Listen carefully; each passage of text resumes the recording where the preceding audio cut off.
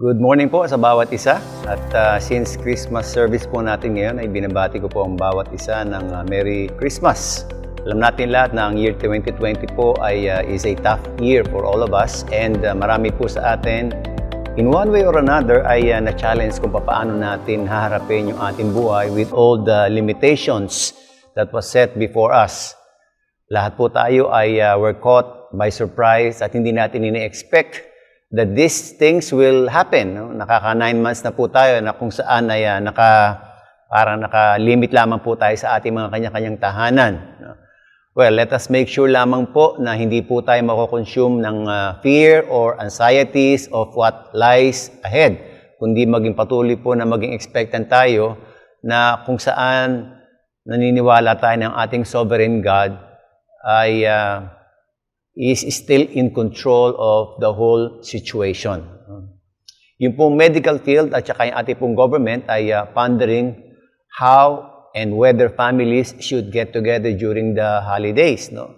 At meron pong fear na kapag nag-relax po sa may lockdown and social distancing, baka magkaroon ng increase ang number ng infected ng coronavirus na ito. But on the other hand, nakikita rin po nila yung the need for families to get together in order to boost the morale of everyone after, a difficult year of much anxiety.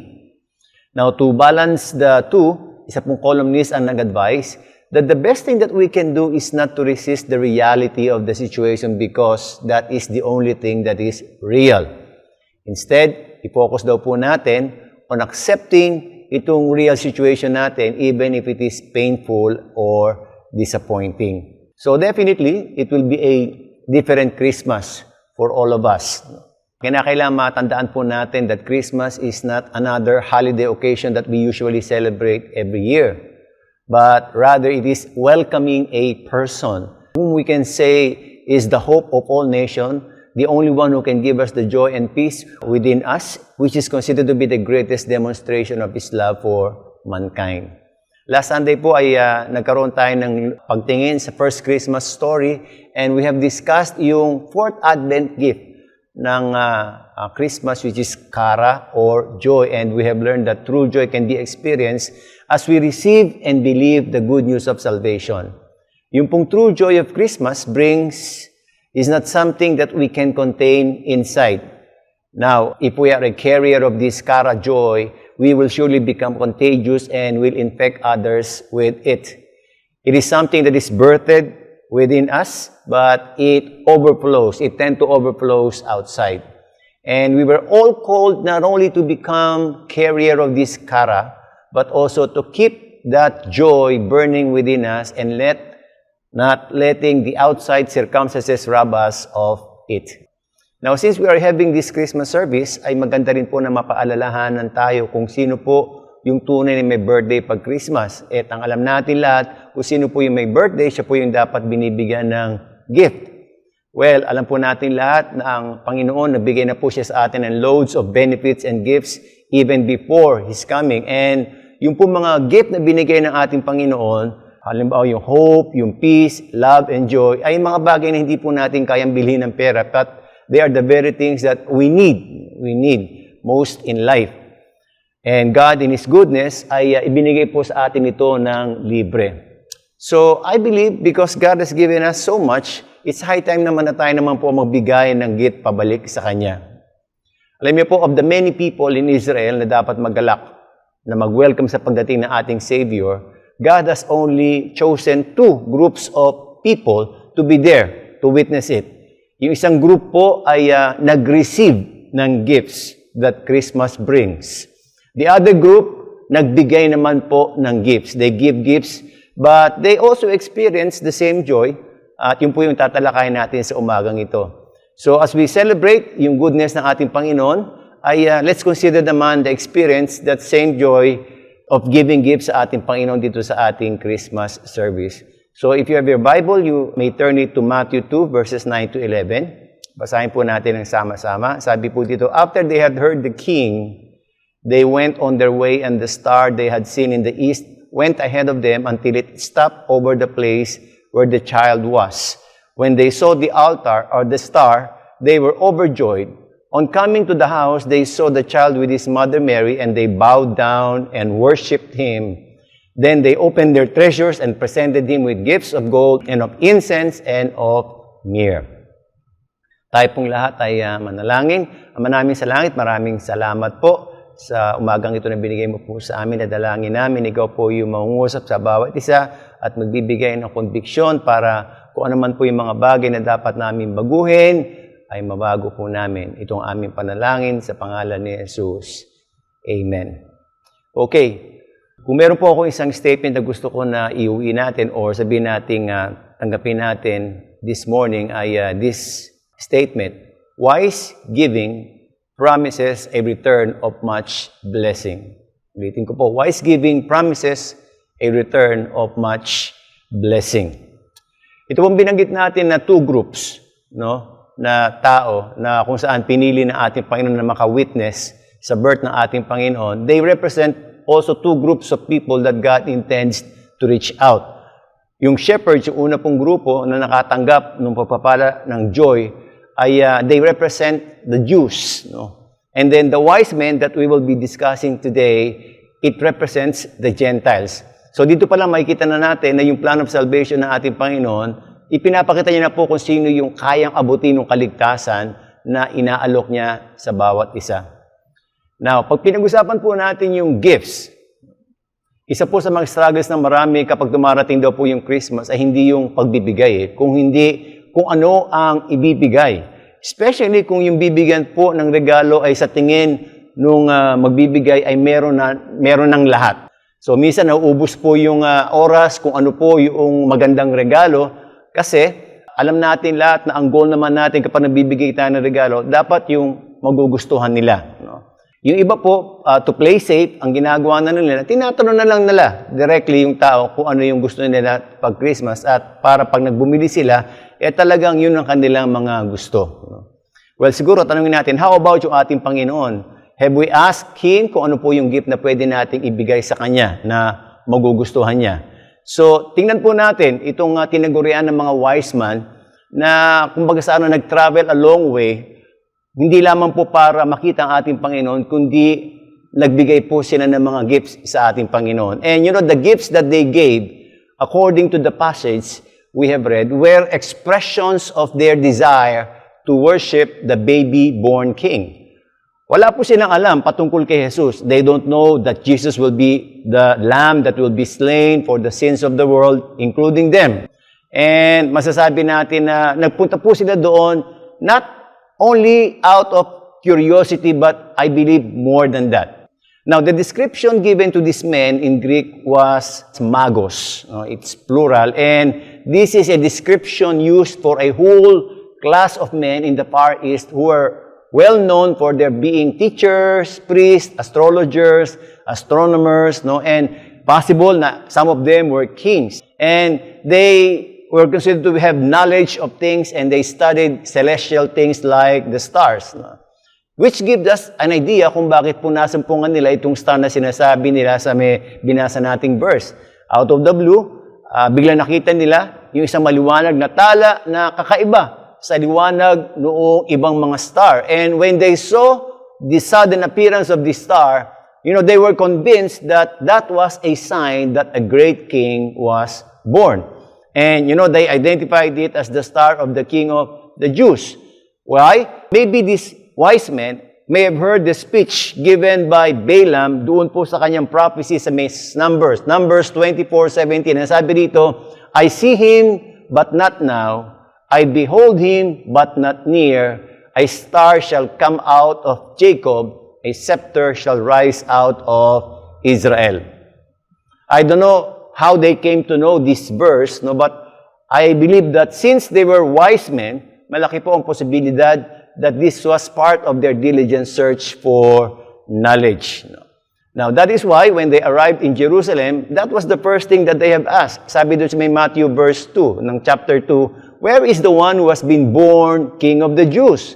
We saw his star in the east and have come to worship him. So, siguro to give you just a little background kung gaano po kalayo yung kanilang nilakbay.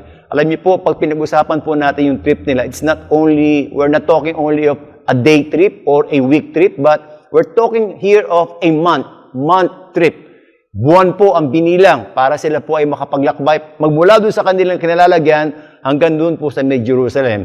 And for someone who do not have any idea kung sino itong King of the Jews, at maglalakbay ng ganung kalayo, ang sabi ko nga kanina, the reason must not only be curiosity, but I believe may kasama nitong search for truth and faith because they have mentioned the word worship in the verse that we have read. No? So makikita natin dito that they don't have to be a Jew in order to recognize Jesus as the King and Lord. And siguro in the same way, maunawaan din po natin that we don't have to be a Christian para maunawaan natin na si Jesus ay Hari at Panginoon. No? I believe na bago po tayo naging Christian, ay nagkaroon na po tayo ng knowledge about our Lord Jesus Christ. So, these men, itong mga wise men po na to, through the intervention of God, were able to see that this King of the Jews was their king. Dito pa lamang po, makita na natin that they were starting to have that faith in Jesus. And it was evidenced by their diligent efforts to travel that far para makita po yung naipanganak na hari. So, when they arrived in Jerusalem, medyo nagulat po sila kasi there were no banners, there were no preparatory parade for a future king. And even those people na nandoon sa may Jerusalem, they are not expecting, they do not know that a king was born during that time. But, these wise men, since narinig po nila itong salita, they took the word of God at wala man silang idea kung sino po ang ating Panginoon and what He will become in their lives. Ang importante po sa kanila, I believe, during that time is to know this baby born. Not only kilalanin siya, kundi ang sinabi nila, they want to worship Him. And yung word na worship po rito ay galing sa salitang proskuneo, which means to give reverence or to pay homage. Now, very significant din po yung binigay na 3 regalo ng wise men. No? At of course, ito po yung gold, incense, and myrrh. Of course, yung baby Jesus, alam natin lahat hindi pa niya ma-appreciate ito dahil sa wala pa po siyang masyadong isip during that time. And si Joseph and Mary naman po, siguro on the other hand, ay maybe they were wondering what these gifts were and what was the purpose of it. Unknowingly, ito pong mga wise men ito, na nagbigay nito, have actually prophesied in a way kung ano po ang magiging purpose ng ating Panginoon sa kanyang pagbaba dito bilang tao. And alam natin lahat that He will be crowned King, not only of the Jews, but the King of Kings. Binigay din po nila yung office at ito po yung sumisimbolo ng incense. No? Pag pinag-usapan po natin kasi yung incense, ay it talks about priesthood. At ang ating po Panginoon, ang kanya pong ministry is to be the high priest that will offer sacrifice for the sins of the people. Yung pangatlo po na gift ay yung myrrh. Ito po ay ginagamit para sa embalming ng mga masasabi nating mga namamatay. And ito po, ang ibig sabihin po nito is death and suffering. And so, ito rin po ay parang propesiya dun sa gagawin ng ating Panginoon na pagsasakripisyo ng kanyang sariling buhay. Hindi po animals ang isa-sacrifice para maipatawad po yung kasalanan, kundi siya po. He is the high priest and at the same time, the sacrifice that will be offered in order to take away the sins of the world. So, the animal sacrifice na ginagawa ng mga Jews during that time, nung dumating po yung ating Panginoon, nung namatay siya, will already cease because the sacrifice that Jesus gave is a once and for all sacrifice that will not only cover the sins of the world but take away permanently the sins of all people who will believe in His name and accept Him as Lord and Savior. Now, through these gifts that they gave, we can truly say that they are wise men. Bakit po? Because they were able to give gifts that in the future, Jesus would love to receive as gifts from us also. And so, getting from that idea, yung 3 gifts, tingnan po natin on how we can use these 3 gifts as the basis po ng gift na pwede nating ibigay sa ating Panginoon.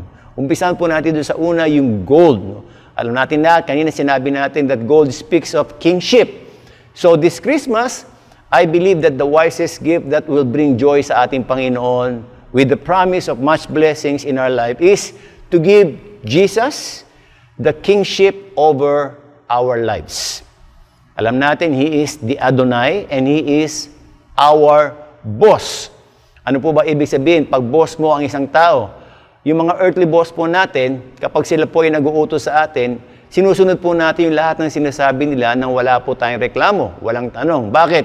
Kasi alam natin na yung ipinapagawa ng boss natin, alam na alam niya yung mga bagay niya dahil pinagdaanan niya lahat yun at part yun ng kanyang mga natutunan, kaya siya naging boss. At yung pinapagawa po niya sa atin, alam niya na alam natin na hindi lang ito yung tama, kundi may matututunan din po tayo sa ating mga kanya-kanyang buhay. So, in the same way, ang ating Panginoong Hesus po is the boss, is our real boss. At kung meron pong rightful boss over our lives, siya po yun. Dahil una sa lahat, ay binili po niya tayo. Binili po niya tayo ng kanyang dugo with His blood, and we can say that He owns us. Siya po ang may-ari sa atin. And kumpara doon sa mga earthly boss natin na may specialized skill lamang in a certain field na alam nila, kaya sila naging boss doon sa area na yon, ang ating Panginoong Hesus po mga kapatid, in all aspects of our lives, He is the expert. I believe you can agree with me that He knows all things. And making Him our boss should give us also the assurance na yung lahat ng iuutos niya na gawin natin, it's not only for our best, but also the best way by which we can learn in life if we obey. The best way that we will learn many things in life if we will obey. At yun ang mas magiging maayos daw po yung submission natin sa mga authority figure na inilagay ng Panginoon over us. Kapag daw po na-realize natin that as we submit to this earthly boss that we have, we are actually submitting to our real boss, who is none other than Jesus Christ. And so, giving Jesus kingship over our lives is to make Him the decision maker in the everyday affairs of our lives. No? Siguro sasabihin natin, bakit pa tayo binigyan ng talino ng ating Panginoon kung hindi rin naman tayo matututo mag-decide para sa ating mga sarili? Well, tama naman po yun, mga kapatid. Kaya lang, yung talino po natin na sinasabi natin, limitado. At hindi po ito pulido. No? Kaya po, kaysa magpaka-stress po tayo in making small and big decisions for our lives, na kadalasan po, lalo lang tayo nagkakaroon ng problem, why not consult always our King who knows all things, so that yung lahat ng mga gagawin natin, mga decisions sa ating mga buhay, alam natin lahat na ito ay magpa-prosper at magiging successful. You know, I believe that the simplest meaning of abiding in Him and abiding in the words of Jesus Christ, for we cannot do anything about it, is making Him King over our lives. Kasi kung naka-attach po tayo as branch sa vine, wala pong moment sa buhay natin na hindi natin marinig ang boses ng ating Panginoon. So if we are wise, we will not have second thought of giving Jesus the kingship over our lives. So that's number one. Yung pangalawa po na binigay, yung incense. Alam natin lahat, yung incense speaks about the ministry of priesthood that mediates between God and man. And it has something to do with being an intercessor, praying in behalf of. So, ito pong incense is very much connected with prayer. And we know that prayer is communion with God. Hebrews 5:7 says, during the days of Jesus' life on earth, He offered up prayers and petitions. Now, we all know that when Jesus spends quality time with the Father, hindi lamang po siya puro hingi sa ating Ama. More time is spent in listening to the Father. And one of the best resources, masasabi po nating ibinigay ng ating Panginoon sa atin ay yung ating oras. Now, spending quality time with God, you know, para bang it speaks of time, no? Kinakailangan magbigay tayo ng oras para sa ating Panginoon, no? Now, alam natin lahat, where we spend most of our time will definitely determine the outcome of our lives. And so, importante po na yung ating pong time ay binibigay natin ang disposition sa ating Panginoon kung saan po natin gagamitin para malaman po natin yung mga importante at mga hindi importante dapat pinag-uukulan ng ating oras. Kapag inuubos daw po natin yung time natin sa mga paglalaro ng computer games, no? Sa palagay po ba natin, mas magiging matalino tayo sa ating buhay at magkakaroon tayo ng growth, spiritually and emotionally? O kaya naman, kapag tayo po ay nag-spend ng more time sa panonood, tapos pag sa social media, sa palagay po ba natin ay makakatulong ito para umunlad yung ating mga buhay financially at maging blessing po tayo? Well, I am sure na hindi po. No? At alam natin lahat na importante po na alam natin na yung pinag-spenda natin ng time ay makabuluhan. And isa po sa makabuluhan na masasabi natin pwede natin spend yung time natin is to spend quality time with God. No? I'm sure that in this pandemic, kahit wala po tayong face-to-face fellowship, mas marami pong time ang nauubos natin sa online. No? Lalo na po yung mga estudyante at yung mga teachers ngayon. Well, sabi nga, di bali madalas na naka-online, basta siguraduhin lang na sa Panginoon patuloy tayong naka-align. And so, incense reminds us that we need to give Jesus the total disposition of our time, kung saan natin ito gagamitin.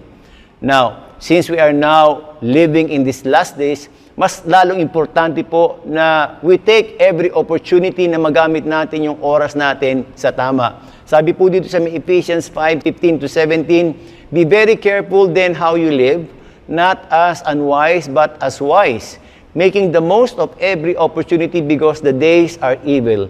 Therefore, do not be foolish, but understand what the Lord's will is. Well, alam nating lahat na kapag daw po kakapiranggot lang yung time na ibinibigay natin sa ating Panginoon, masasabi natin na hindi po natin maunawaan at maintindihan yung kanyang ganap na kalooban. So, giving our time with God is a wise thing to do. At masasabi natin na yung po mga tao na nagbibigay talaga ng quality time communing with God, I do believe na itong mga tao na ito they are the same people na hindi po napapariwara, umuunlad po yung kanilang buhay at nagiging matured po sila sa kanilang mga karakter. So, giving Jesus the disposition of our time will give Him delight. You know why? Because He desires fellowship with us. No? He desires fellowship with us. So that's number 2, yung incense. Now let's go to number 3, yung myrrh. And sabi nga natin kanina, it symbolizes death and suffering.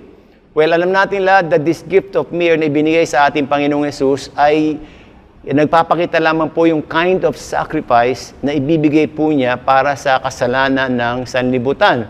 It's not just a simple death, but it's a death with much sufferings. At wala naman pong ibang way. There is no other option, kundi yun lamang po. At alam natin lahat, Jesus gave it all. He totally gave Himself 100% for all of us. Kaya po, ngayon tayo po ay nagkaroon ng tunay na buhay na kasiyasiya dito sa may lupa at walang hanggang buhay din doon sa eternity. And so, what can we give back to Jesus using the symbol of myrrh? Well, we can give back to Jesus our life as a living sacrifice, giving Him the rightful authority to use every parts of our bodies as instruments of righteousness. Alam po natin lahat na pinabanan na po tayo ng ating Panginoon, both sa loob at sa labas. Kaya ito pong ating mga parts ng ating body, magmula doon sa ating mata, sa tenga, sa ating bibig, pinabalan na po ng ating Panginoon ito at gusto pong gamitin ng ating Panginoon ito as instruments, no, for righteousness' sake and not instruments for sin. Offering our lives means putting to death also the desires, yung mga desires ng old nature natin, and allowing the indwelling Spirit of God to take control of our lives. No? Alam niyo po, alam naman nating lahat that palagi pa pong sumisigaw yung mga evil desires na yan na nandun sa loob natin. At gusto po niya palagi mag-utos ng mga bagay-bagay na magbibigay ng momentary pleasures para sa ating physical body. And alam natin lahat, pag tayo po ay nagkakasala, ang nagagamit po nating instruments, walang iba kundi yung ating physical body. And when we do that, we are using the parts of our body as instruments of sin. So, ito po, simpleng tatlong bagay na pwede nating ibigay sa ating Panginoon. So, this Christmas season, ay hayaan po natin na maging wise po tayo in living out our lives by making the right choices in our giving so that in return, we can experience much blessing not only in this life but also the life beyond. So as we surrender our rights, making Him, Jesus Christ, as the King of our lives, giving our time at His disposal and our physical bodies as living sacrifice, when we give this to that great light, no? Sabi po doon sa may Philippians, we will be made brilliant also with that same light so that others will be illuminated with the light that will shine on us.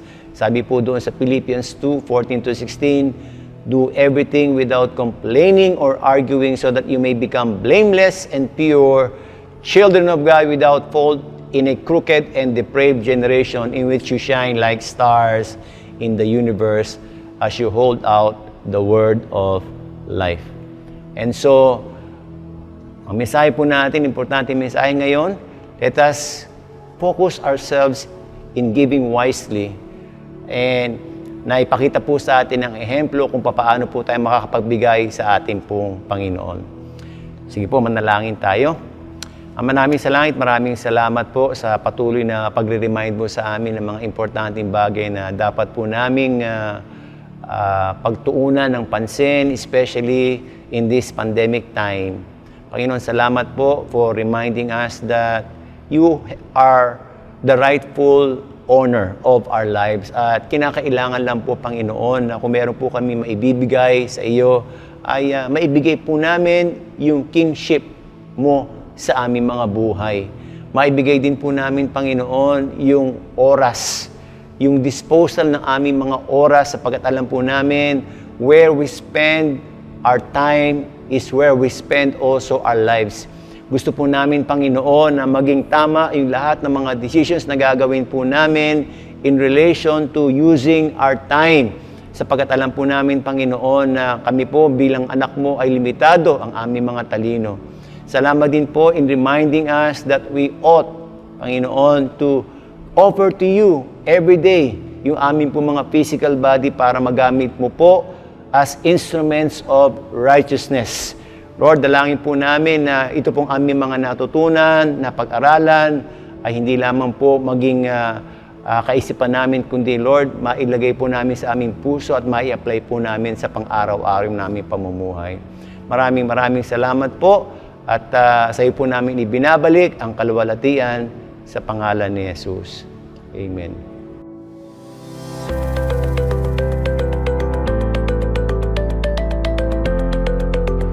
Hi, Winalabang. This is Dr. Joanne.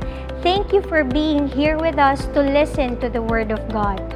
I believe that the Lord has been faithful in sustaining us in this time of pandemic. So if you want to give and worship the Lord through our tithes and offering, you may deposit or transfer to our church accounts. Here are the bank details. And to those who cannot do online banking, our church office is open every Tuesdays and Fridays from 9 o'clock in the morning to 12 o'clock in the afternoon. Our staff will be here, gladly accommodating everyone. Ngayon po na tayo ay nasa general community quarantine na, mas lalo po nating pag-igtingin ang pananalangin para sa ating pamilya, sa ating bansa at ibang bansang apektado ng COVID-19. Let's be vigilant and always practice the following. 1. Stay at home. 2. Do social distancing. 3.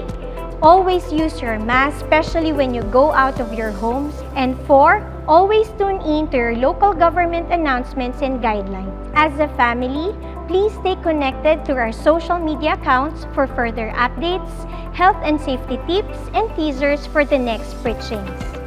For us, church is more than just Sunday service. We value our community. Kaya nga po kung mayroon kayong mga katanungan, maaari po kayong magmensahe o tumawag sa I hope that you feel God's love stronger today than ever before.